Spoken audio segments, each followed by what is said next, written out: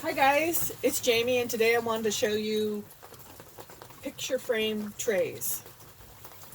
Recently I went to a couple discount stores. In this case you can see I went to Ross, Dress for Less, and they had this frame for $5. I couldn't resist it. I love this detail here. So I thought, why not make that into a texture I can use for trays? The other cool thing too, is that I can isolate other things out that I liked and make little simple stamps, sprig stamps, if you will, of those items to use. So I'm going to show you how to work with the texture I made off of this, but I'm also going to show you how I captured the texture. I have another frame here that I've been wanting to get, and this is also another cheapy frame from, I'm not sure where. So let's begin. So first of all, I could not peel this part off of this frame. This one, there was no problem. But this guy, I'm going to have to elevate it up. So I'm going to use these little marshmallowy foam things to keep it elevated so I can lay flat. Next, I'm going to give it a healthy dose of cornstarch. Before I apply my slab of clay, I want to take a smoothing tool and just go over all that canvas texture.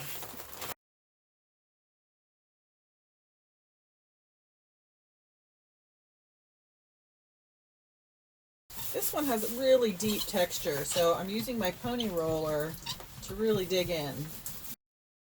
And you can't just, peek a little bit. You just have to do it until you think you've got it. Otherwise, you can't put it back on. So here's hoping that I've got it thoroughly enough.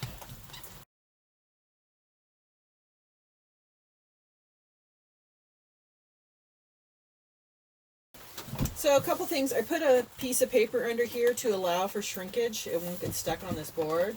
And then it was nice having these little raised bits so that I could slip my hands underneath. This now is the moment of truth. So I'm just peeling back a little bit.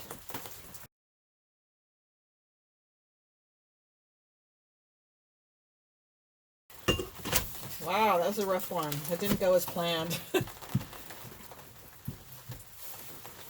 Still, I am not unhappy with the results. I think I'm going to go with this one. So what I'll do with this guy, so in the future, what you could do probably is use spray, something like the WD-40, or actually probably preferred is the cooking spray on it. I just think the cornstarch was easier to clean up, so that's why I chose it. But for releasing, I think you're going to need something more like that. So your next step is just to let this set up and dry. And depending on the texture, you could just put another piece of paper and another board just to guarantee it's being flat. And so now it's waiting for it to dry, and then fire it so that's in a bisque state. Here I have a completed one of this form here. And also what I did is I took impressions with clay on bits of these. So this little spot right here, I took a bisque impression. Wow, it's really coming down outside with the rain. I hope that's not interfering with this discussion. But anyway, so that's what I did, is I just pressed clay into the individual spots that I wanted to capture.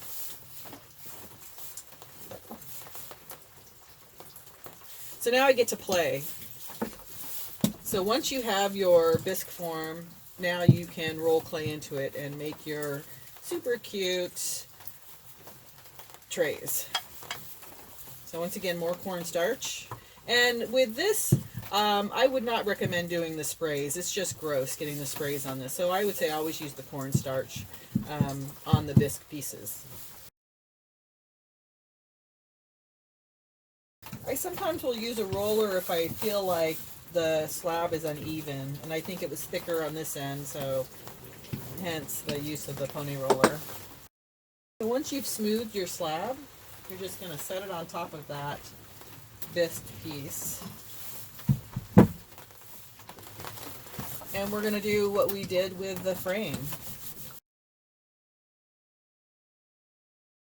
This one I could have rolled in a little bit deeper. So there's no putting it back on once you're done. But I'm going to go with it.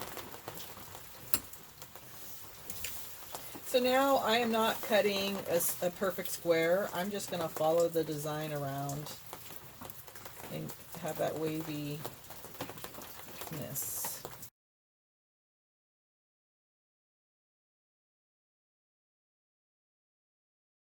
The next step is to press, and I have a couple of different things to try pressing today. I have this little press I've made, and then I have this one as well.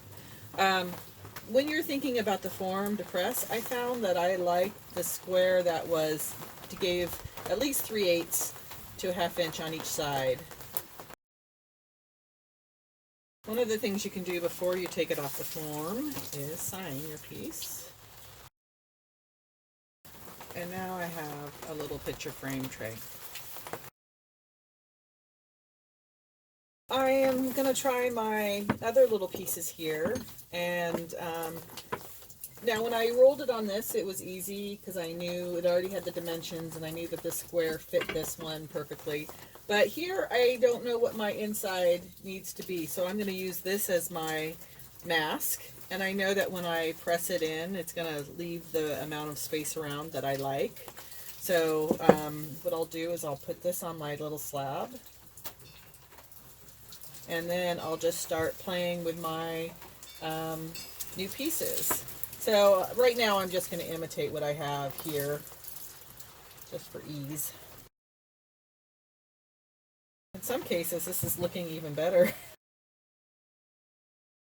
I'm going to leave these little flourishes off. I like what I see here, so I'm just going to roll with this.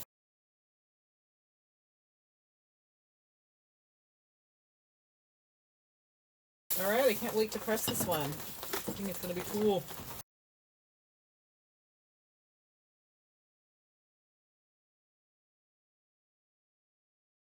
It's a variation on the frame trays, but I like it better when you can add your own mix of what you want, and even you could embellish it and add more textures. Like on this little piece I put a hole in here thinking, oh, that would look neat with it, so it's not completely copycat. Anyway, I hope you had fun, and hope you try it. Catch you next time. Thanks for watching.